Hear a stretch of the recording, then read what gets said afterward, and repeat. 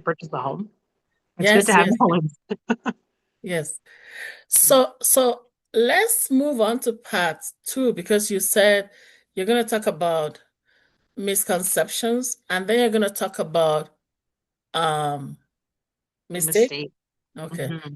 So there's misconceptions and there's mistakes. So part two now, let's address the mistakes. So you have how many Yeah. mistakes did you want to talk about? There's many. I think I'll talk about four, but the fourth will be pretty quick. Okay. Um, I'll focus on three main ones just to kind of like help Yeah. people with mindset more than anything. The fourth one will Yeah. be pretty fast. So I'll for do. so for Yeah. everyone who's joining us now, this is Faith Njoku, uh, the latest mortgage agent in Ontario and Alberta. Okay. And you can see she's absolutely gorgeous because she's my daughter. Um, just like her. Absolutely. Mhm. Yeah, so we've talked about misconceptions. Now we're talking about mistakes. So go ahead, ma'am. Yeah. So one of the I guess I'll start with the quick one actually. So one of the mistakes that I do find people make is skipping the pre-approval process when it comes to getting pre-approved for a mortgage. And the reason why I encourage people to take the time and the effort really to go through the pre-approval process is because it helps buyers and lenders, or sorry, sellers and lenders to know that you're a more serious buyer and slash borrower, right? A pre-approval basically allows you to know how much you're like exactly how much you're qualified for, which also Mhm. does help you to shop if you're trying to buy a home. So if you, let's say you get pre-approved for 500,000, then you know that your approximate cap for housing is about that 500,000, right? And so it helps you to shop more effectively and with more knowledge and more preparation. Yeah, And I think sometimes people are afraid to go through that pre-approval process because they want to avoid sending in their information and their credit checks, all that fun stuff. But it's actually a very useful tool. So mm, it's kind of knowing ahead of time. Okay, this is what this is the amount of money I have access to. I am more serious because lenders are better able to help you fund the deal and so help you buy that home because everything's already in place, right? yeah. Yeah. So Um, you know, from a realtor's perspective, the pre-approval is non-negotiable. mm, Like, it's actually mandatory. Like, in the sense that, there used to be a time when I started real estate back in 20 years ago. I got licensed in 2006. When I was so full of energy, somebody would come to me and say, "Oh, Mama Rose, I want to go. I want a house." And then I hit the road. We'll go up, we'll go down, we'll go north, south, east. And they say, "I want to buy a house of 400,000, double garage, big yard." And we would actually comb the streets. And then when it's time to make an offer, the bank will go, "Uh-oh." So I learned very quickly. oh no. I learned so quickly to say, "Hey, where is your pre-approval?" Let's start from there. Let's start from there. If you don't have a Yeah. pre-approval, don't come near me. Why? Because Mhm. you know you don't even know how much house you can buy, right? Exactly. Yes. Exactly. So you're saying that it's highly recommended. Highly recommend. I'm Yeah. saying it's non-negotiable. Yeah. That's so there you go. Two experienced people just knowing, please go and get your pre-approval. Okay. Do you know, like for new home builders, they will not they will not allow you to buy proceed without the pre-approval. Well, You have to have I'm talking of Alberta, right? hmm. Yeah. If you don't have that commitment letter, you can't you can't You proceed. The can builder talk. won't let you. Yeah. I mean, it makes sense. It saves a lot of time ultimately, and a lot of stress. Like if you know that the person who's approaching you is already serious, they've kind of gotten there themselves effectively situated and equipped to buy the home, then at least that's one less thing that a buyer has to worry about, right? Or sorry, a builder. That's a lot less to worry about because here's a worst case scenario. A builder, who is not abiding or who is not doing their due diligence, Mhm. so says, okay, this person wants to buy a $500,000 house. They say, okay, bring your $25,000, Yeah. 5% down.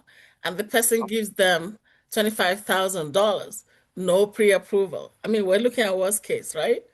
Yeah. Down the road, the builder is done building. This person goes to the bank and the bank says no. What's the builder going to do with the house?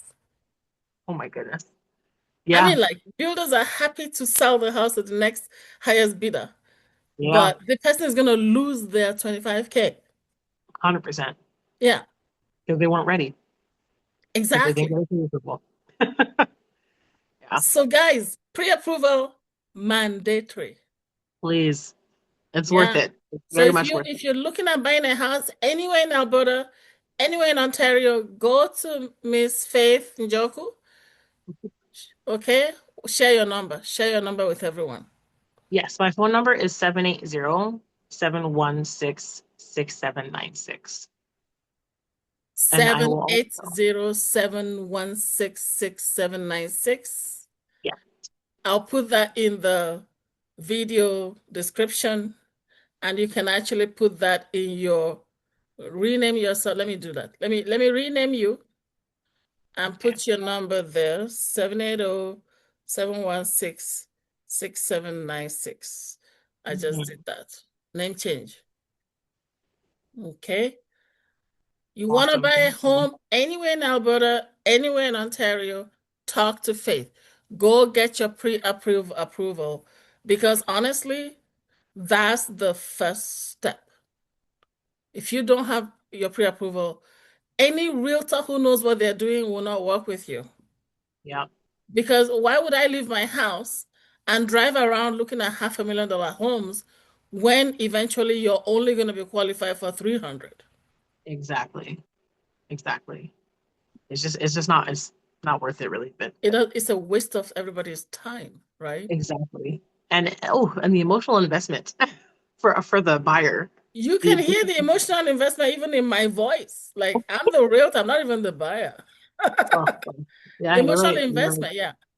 They go, oh yeah, I'm gonna see this house, and then you go see houses, you build your dream, and you build your dream, you finish building the dream, and then you go to the bank and the dream comes crashing down because you didn't do a pre-approval. Oh Exactly. yeah. But I'll move on to the second mistake. And so this one, um, you don't necessarily have to do extra work for it, but it's just something to bear in mind. So it's called this within the mortgage industry, there's a practice called the stress test. And so essentially what this is a kind of ratio or a percentage that's calculated by taking your income and working it against any debts that you might have. And so the purpose of it is basically to make sure that if you're buying a home, that you're not going to be house poor.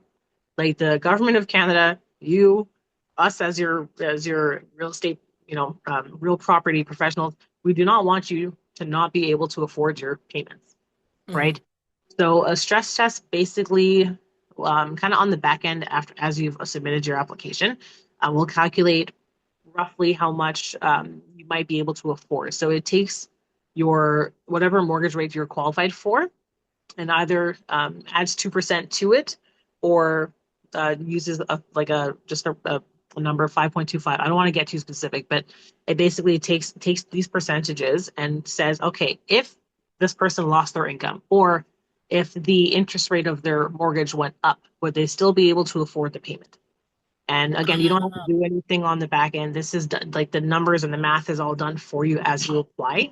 But mm, essentially, if you quote unquote fail the stress test for the amount that you've applied for, the amount that you're qualified for your mortgage will reduce roughly because they don't want you to put you in a position where you're struggling to afford your payments. Like you purchased a home, but you can't buy food. You've purchased a home, but you don't have any gas money. So Your house it's poor. your house poor, and it's you like you have your home, but do you have any peace of mind? It's it's not worth it. Well, So well, you're living beside the Joneses yeah, the Joneses are not paying your bills. and on the same street as the Johnsons.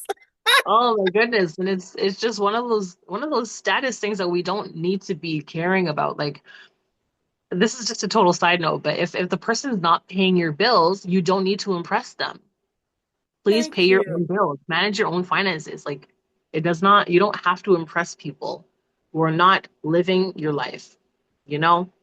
I just I'm so raw about this because it I bothers me know. when people make decisions that are just not good for them, not good for their family, all simply Yeah, to try and please other people. But yeah. anyways, Maybe so the not stress please, test, yeah. impress other people.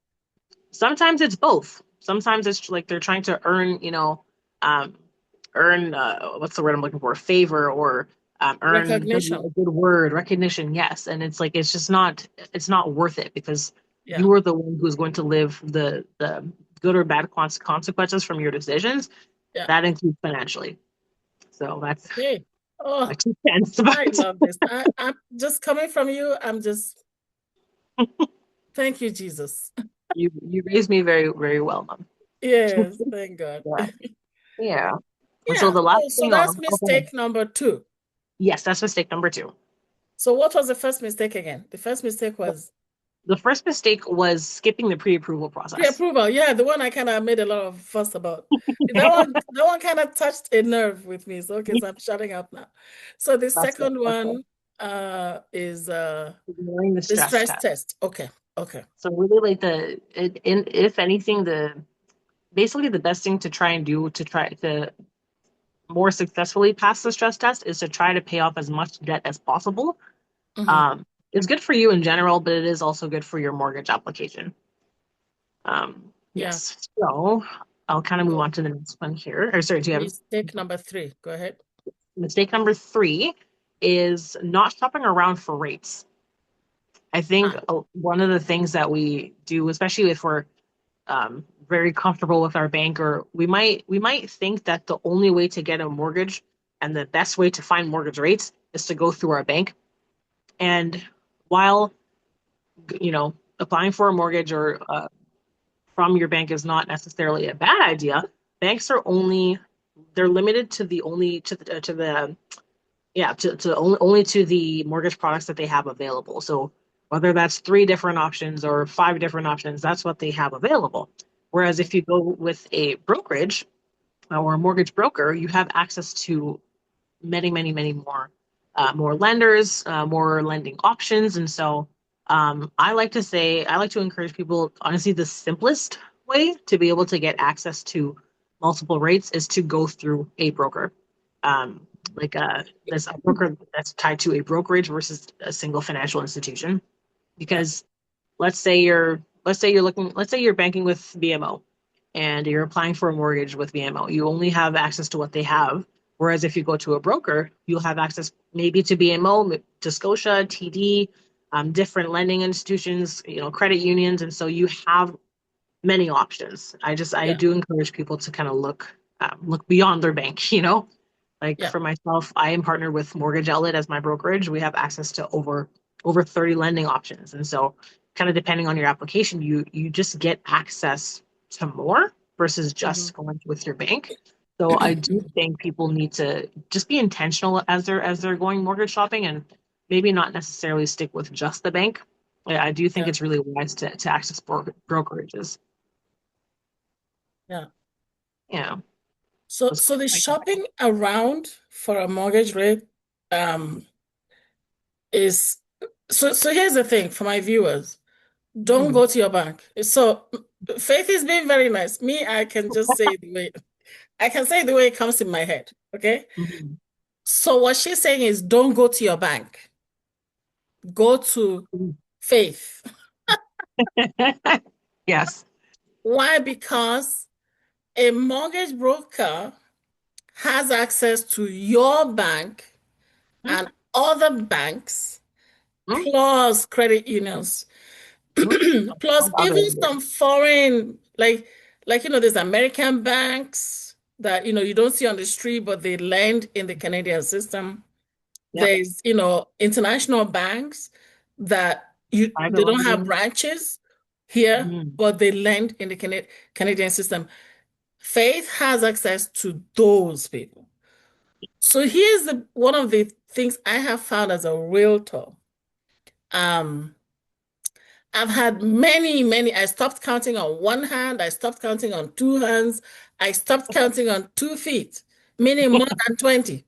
Yeah. Okay, in 20 years of real estate, here's what I have found. A lot of people get turned away, declined by their bank, Mhm. but the same people get approved by a mortgage broker. Yep. Why? Because the banks like easy cases, Mhm. straightforward, easy. You have good credit, check. You have the down payment, check. You have that one, check. Everything checks out, easy. They will approve you. Once you get a little comma, that's the way my people say it. Once you have a little comma in your Oh. situation, the Mhm. banks go belly up. They can't help you. I'll tell you many instances where my people, their down payment come from Susu, and the bank goes, Susu, what's that?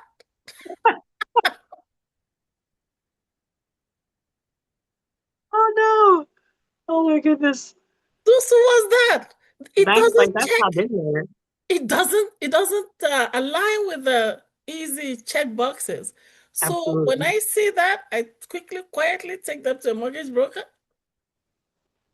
and the mortgage broker finds a B lender who Mhm. understands how SUSU works. Because your Yeah. A lenders, the banks, your A lenders are the big banks, your Royal, TD, BMO, Scotia. Mhm. Just stop it. Just go to a mortgage broker, let them figure it out. Especially if you have comma. If you don't have, what do you call it? Credit rates of 650 and up, go to Mhm. Faith. If your down payment is from SUSU, go to Faith.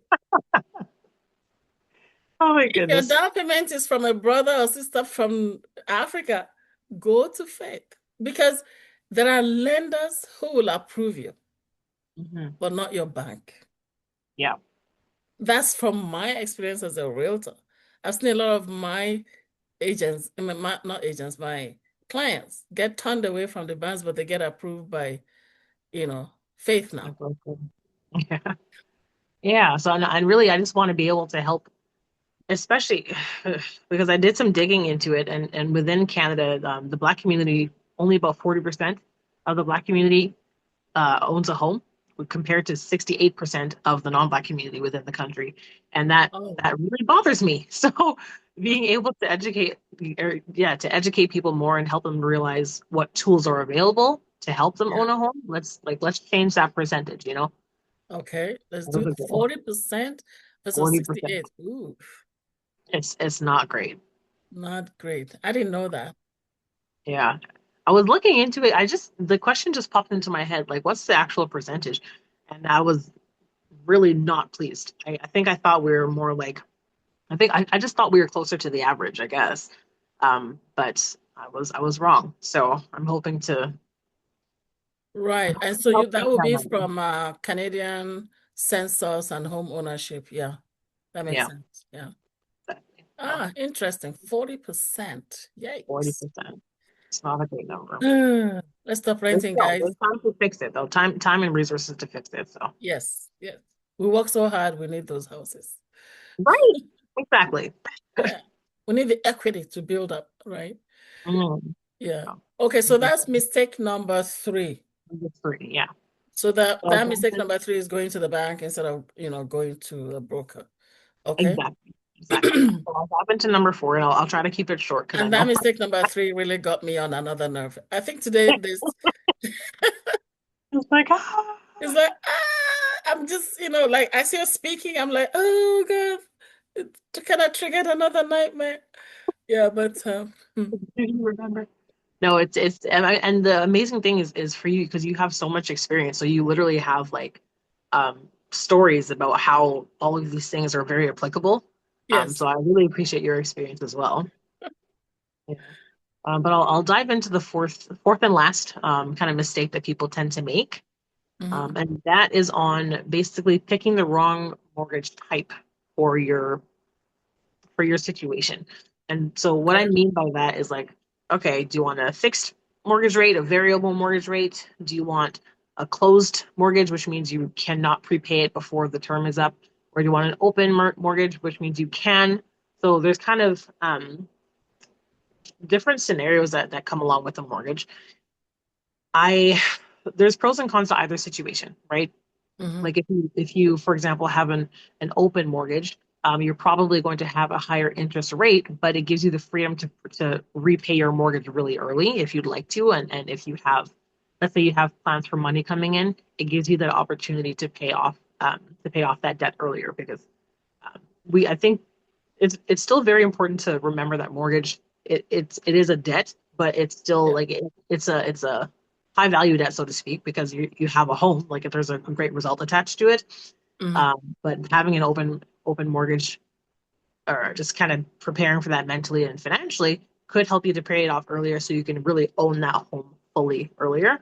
Mm-hmm. At the same time, if you want a fixed rate versus a variable rate, um, fixed rates, the pro to that is, or positive rather, is that you know what you're going to pay and you know how long you're going to pay it and you don't have to worry about it, right? Mm-hmm. Which for me, I like consistency. I like predictability. I like being able to budget. I know exactly what's going on. Mm-hmm. A variable rate is, it starts off lower, but the amount that you're paying is not set. So there's risk for fluctuation, right? Now, if you tend to have extra money coming in and that's not a concern for you, then you can consider variable interest, right? It just really depends on your situation, and so kind of knowing ahead of time, um, I guess what your financial future might look like and kind of how you're standing right now can help you Mm-hmm. to decide what kind of mortgage type do you want. Because if you generally have lots of income coming in, maybe you're in commission, and you have a really high high sales season coming up, it might, but not even just coming up, but over the next couple of years, and it's a consistent rotation. It might be wise to get a variable rate because then you can pay less your monthly payment, it can be lower because it has a lower interest rate. And then if it does get higher, let's say there's a rate increase a couple of years down the line, if you're wise with your money, you're not stressed because you still have the money to be able to afford that higher payment, right? Yeah. So it's it just kind of depends on what you're looking for. I tend to default to fixed just because I just like the stability, but Yeah. again, it really just depends on what a person's situation is and what the future situation they're thinking it will be. So that's one of the mistakes I do find that people make, is maybe picking a rate that a rate type or a rate that's just not really going to be healthy for them long term.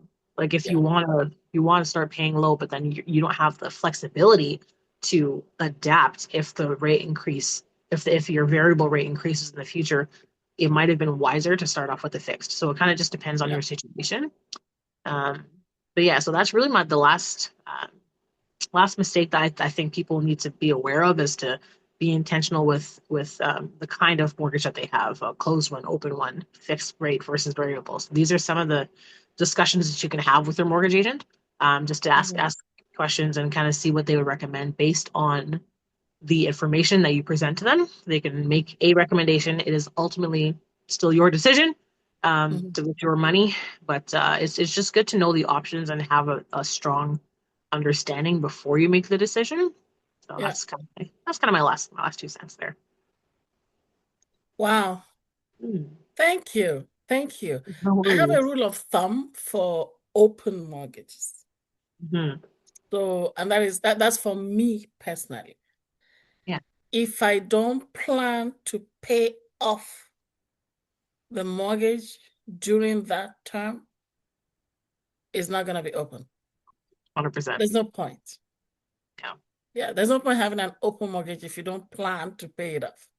exactly. Yeah, Yeah, because with an open mortgage, you're at a higher interest anyway. So why would I stay at a higher interest rate for longer. and I still not pay it off? Doesn't make sense. Ex- But Exactly. yeah, but some people say, "Oh, I like open." Okay, why do you like open? Are Like you I want planning to to pay it off? Hmm. Well, just in case. And then, you don't it's get an an open expensive just in mortgage case. just in case. You gotta have a solid plan to pay it off before you accept open. Yeah. Exactly. Yeah, the one that gets me jittery is the variable one. Yeah. I can agree. Yeah. Yeah. Well, well, well. Thank you so much, Miss Faith, Mrs. Faith Njoku, everyone. Beautiful and So smart funny. Thank you. mortgage agent working with a brokerage. Yes. What's your broker? What's your brokerage called? My brokerage is called Mortgage Outlet Incorporated. I Mortgage can, outlet. yes. You can Google it, and when you go to Mhm. see to mortgage outlets, you can look for Faith. Her picture is Mhm. there, as beautiful as she is. And you have her contact number 780-7166-796. If you're trying to buy any home, apartment, townhouse, duplex, standalone, whatever you want in Alberta and Yeah. Ontario, talk to Yes. Faith. Don't go to your bank, talk to Faith. Yeah. So we have examined several misconceptions, several mistakes. Um, and again, thank you, Faith, for your time, for Thank, all those smart tips and strategies. Thank you so thanks much. for having me on. I really appreciate it. Awesome. So wrapping things up, do you have any last thing to say? Like, do you have advice for young people versus older people? Um, and advice for, yeah, young people versus older people, for example. I think for young people, I would, as much as possible, focus on living debt free if you can. Hmm. There's many pros to it outside of the positives to it outside of the mortgage industry. Just it helps prepare you for a really solid future, but it does very much help with qualifying for a mortgage. So Hmm. try to live debt free as much as possible. If you are able to also consistently put away money towards a down payment, definitely take that seriously. Stay at home if you can. Hmm. Those are all kind of just like minor lifestyle ways to be able to put yourself in a strong position to buy. Hmm. Um, for the older community, I would still say do your best to work against debt because you don't want to necessarily. There's a concept called a, uh, a reverse mortgage, which kind of takes some Yeah, of the equity out of your home. It's not, although it's a great option. Although it is an option, rather, I don't.